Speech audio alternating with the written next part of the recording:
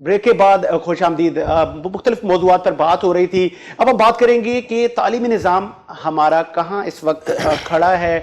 جو سندھ حکومت چاہے وفاقی حکومت کتنی سیریس ہے ایجوکیشن ریفارمز کی باتیں, پولیس ریفارم کی باتیں, یہ اس میں کیا یہ ہوتا بھی ہے یا صرف بیانات کی حد تک ہی ہے؟ اینتھنی صاحب, سندھ میں آپ 12 سال سے ہیں, ہیٹرک کر چکے ہیں آپ نہیں سمجھتے کہ ابھی بھی سندھ حکومت بہت ساری جگہوں پہ لیک کر رہی ہے؟ ابھی بھی بہت ساری بلڈنگیں اسکولوں کی بن نہیں پا رہی, وہاں مویشی جانور ہیں, اور وہاں پہ ایون یہاں تک کہ وہاں پہ کچھ لوگ شادیوں کی تقاریب بھی کرتے ہیں. تو یہ رٹ کہاں ہے سندھ حکومت کی؟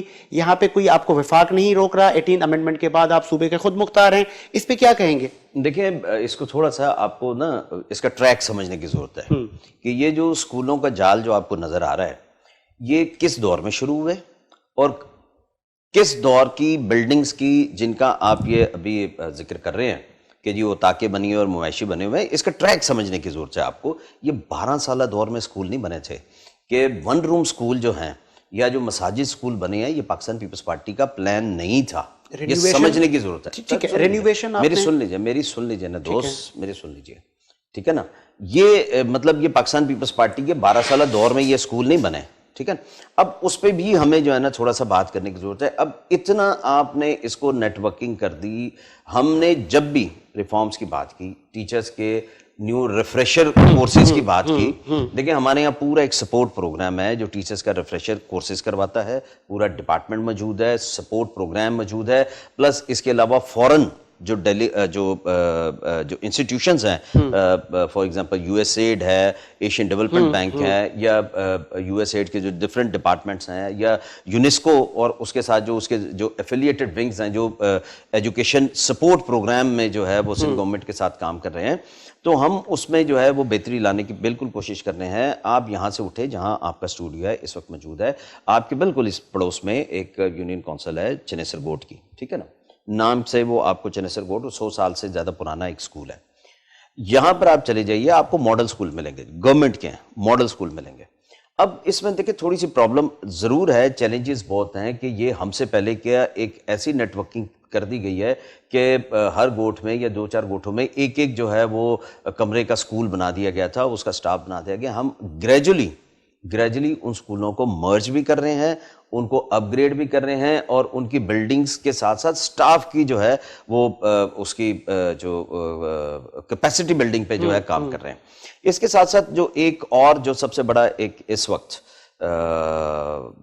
جب سے یہ گورنمنٹ آئی تھی, اس سے پہلے سے یہ ایک چل رہا تھا نیشنل کریکولم کا, کہ جی نیشنل کریکولم ہونا چاہیے, ایک ایسا نصاب ہونا چاہیے جو پورے ملک میں جو ہے وہ پڑھایا جائے اور یکساں نصاب ہونا چاہیے. لیکن چونکہ اس میں کچھ ایسے سبجیکٹس ہیں جن پہ آپ شاید کنسنسس کر سکتے ہیں, لیکن چونکہ 18ویں ترمیم کے بعد ہر صوبے کا یہ اپنا ایک سبجیکٹ ہے, اس میں وہ کس طریقے سے امپروومنٹ یا بیٹرمنٹ لا سکتے ہیں. تو نیشنل کریکولم میں بھی ہیٹڈ مٹیریل کو نصاب سے نکالنے میں, اور اپنے صوبے کے روایات, ثقافت اور اس کے جو ہیروز ہیں اس کی انڈکشن میں سندھ جو ہے وہ تینوں صوبوں سے آپ کو ڈیفرنٹ نظر آئے گا, آپ کو ان سے آگے نظر آئے گا. اور نیشنل کریکولم پہ بھی سب سے زیادہ جو ہے وہ آپ کو سندھ جو ہے کام کر گورنمنٹ کے اسکولز میں فرنیچر کی عدم سہولت موجود ہے, ٹوٹی پھوٹی وہاں پہ بینچز ہیں, اور بہت سارے اسکولوں میں بچے نیچے بیٹھے ہیں, جیسے آپ نے کہا مسجد اسکول کا.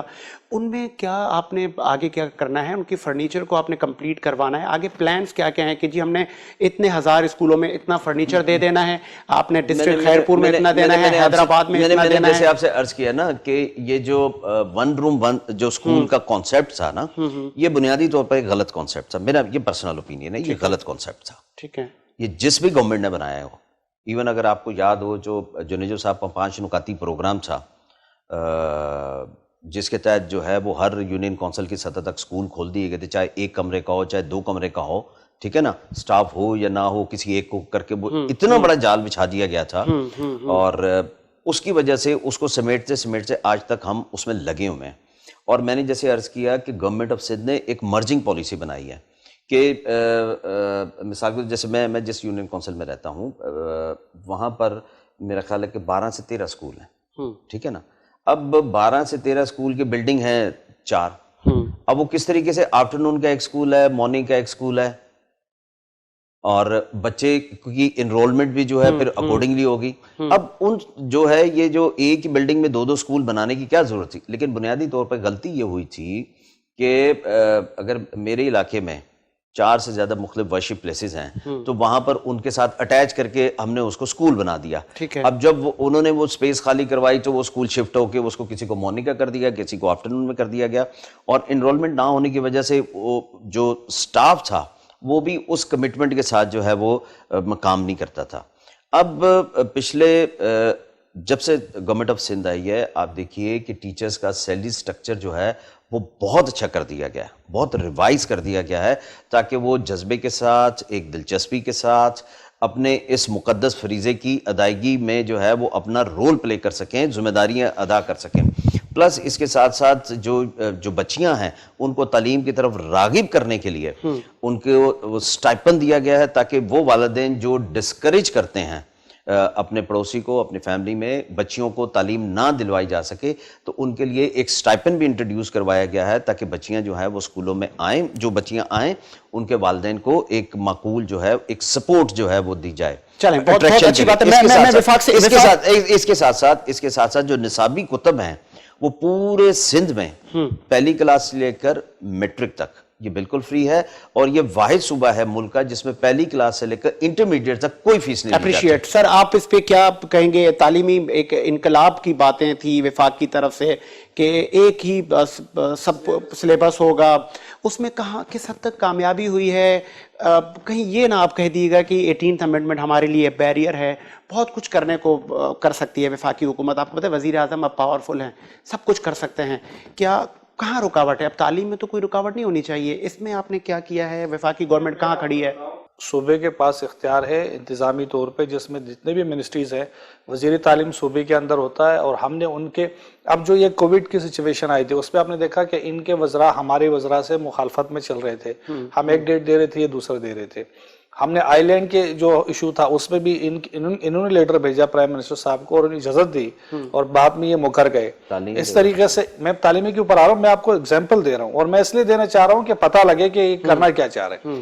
آپ جب سارے سندھ میں آپ جائیں گے, پوری سندھ میں کراچی سمیت, کراچی کے بہت سا اضلاع کے اندر میں آپ کو لے جا سکتا ہوں جہاں گوشت اسکول ہے, ہیرونچی وہاں بیٹھے ہوتے ہیں, اسکول میں نہ اساتذہ ہیں, نہ ان کے پاس ڈیسک ہے, نہ ان کے پاس پینے کا پانی ہے, بچے کہیں پڑھ رہے ہیں کہیں نہیں پڑھ رہے.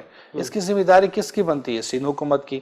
سندھ کے اندر تعلیمی لٹریچر کا معیار کیا ہے آپ مجھ سے بہتر جان سکتے ہیں, آپ سندھ کے دورے پہ گئے ہوں گے, کہیں بھی گئے ہوں گے.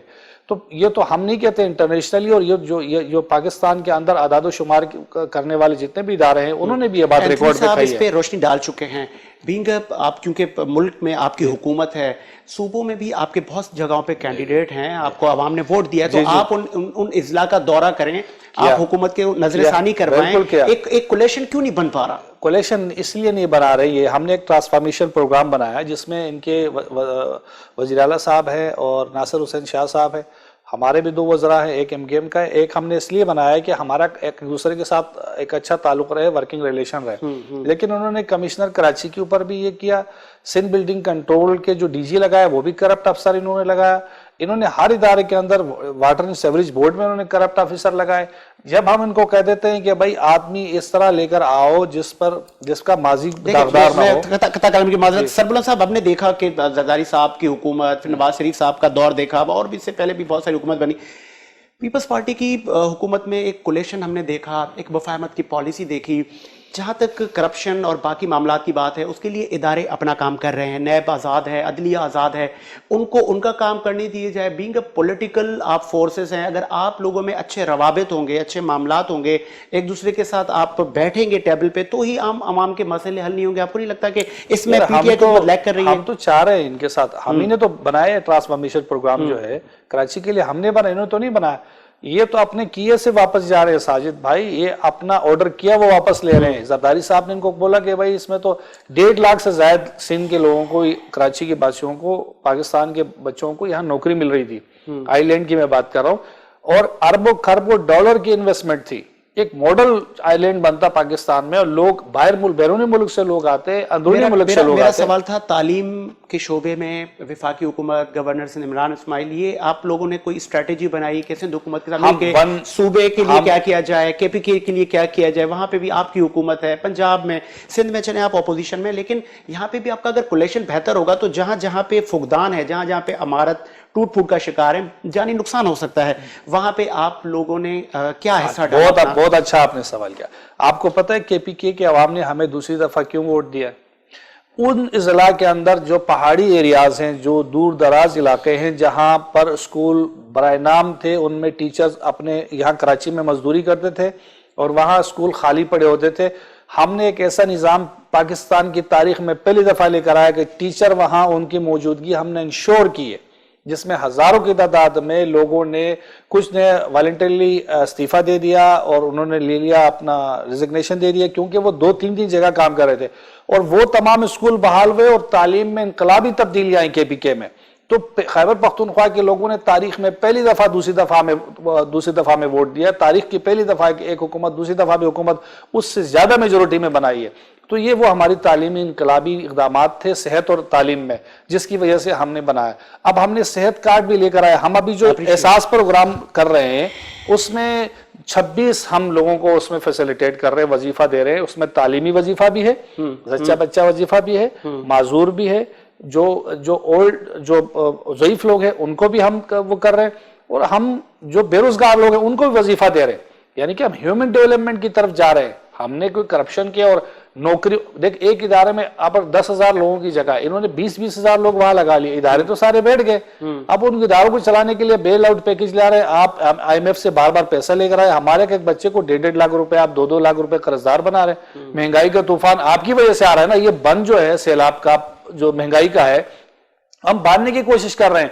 आपने तो इतना आपने बड़ा पैसों का कर्जों का सैलाब बना दिया, जिसमें आवाम, पाकिस्तानी आवाम ब्रेक जो है वो मुतासिर हो रही है। सरबुलंद साहब ब्रेक लेते हैं, ब्रेक के बाद हम बात करेंगे कि पाकिस्तान डेमोक्रेटिक मूवमेंट किस हद तक कामयाब होगी, या अब टूट फूट का शिकार है कि तमाम ही पॉलिटिकल फोर्सेस के एक अपने अपनी एक सियासी उनके एक मंशूर है, अपनी अपनी एक सोच है, तर्ज सियासत है।